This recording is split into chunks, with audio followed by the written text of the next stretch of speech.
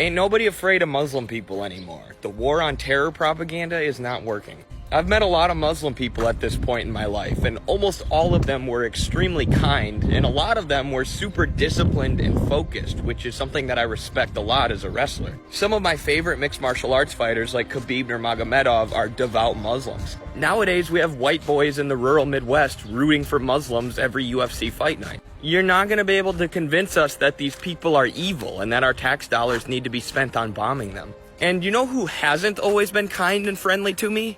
Israelis, Zionists. I talked to some members of the IDF on Zoom. It took them about 5 minutes to start saying all Muslim people are terrorists. And to be clear, I'm not talking about Jewish people. I'm talking about supporters of the state of Israel, who, with their violent, unhinged, and rude behavior, are turning more and more people away from their cause, away from Zionism. Meanwhile, Muslim people with kindness and friendship are bringing more people towards the cause of Palestine. There were a bunch of students at the student protests recently who converted to Islam. And the mainstream media was like, look at this, see, America's being taken over by Muslims. And I'm like, I don't blame those kids for converting to Islam at all. The Muslim students were probably super nice and super awesome and super welcoming. And they're like, hey, I'm going to side with these guys against the mostly secular genocidal monsters that we're protesting against.